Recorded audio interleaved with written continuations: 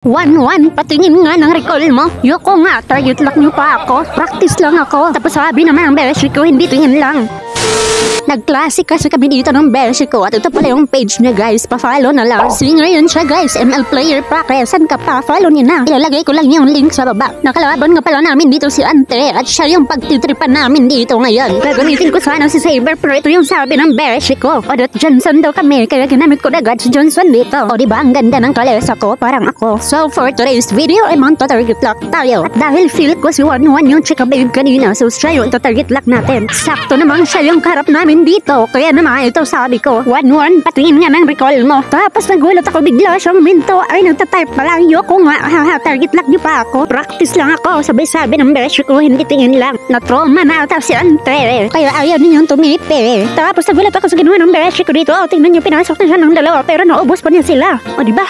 Ang lakas. At ayun na nga may ulti na ako. Kaya halika na dito beshi ko. At man-target lock na tayo. Kakalibot ko sa mapa si Priya ang aking nabangga. Napatay na nga namin siya. Nakuha pa namin yung buff niya. O diba may pa-freebies pang kasama. Tapos biglang dumating yung taong puno. Kaya nagsitakbuhan na kami dito. Biglang naiwan yung beshi ko. Kaya napatay pa siya ng 1-1 dito. At nafe-feel ko talagang mamamatay na ako dito. Kaya sinama ko na yung taong puno. O diba? Pagkatapos nun ito yung sabi ng beshi ko 1-1. Pinatay kasi siya ng 1-1 te. Kaya naman siya yung ito-target lock natin. Kaso dito kakalibot ko sa mapa. Akala ko ba ito yung mababangga ko. Si Hanabi pala at yung taong puno. Kaya yun naubos pa sila dito. Abay nang tuwag pa ng kasama si Ante. Nagpapapansin. Gustong gusto ata talaga niya ma-target lock eh. Tapos nagulat ako sa Selena dito guys. Bigla ba naman ng emote? Abay lintik lang talaga ang walang ganito eh. Mamaya ka talaga sa akin te. Ito namang 1-1 may patalon-talon pang nalalaman. Mapapatay lang din naman. Ito namang Selena gustong gusto gumante. Ayan nakatulog ng maaga si Ante. Ang lawak-lawak ng mapa pero dito niya pa talaga naisipang gumala. Hindi pa ata nabakalunan tong mga to. Dahil kahit nababag na sila dito nakukuha pa rin nilang mag-asim sa lugar ko. Kakagala namin dito si Selena pa yung nabangga ko. Tapos bigla ba naman silang naging tatlo kaya nakatulog na naman kami dito. Na-trauma na ata sila kaya pati sa pagbabuff apat yung kasama. Sana all hinahabol ng tatlo ako kasi hinahabol ng aso. Gante ng isang ape. Kakasabi niya pa lang no nakatulog na naman si Ante. Napapagod na ako magsalita dito kaya panoorin din nilang paano namin sila ubusin dito.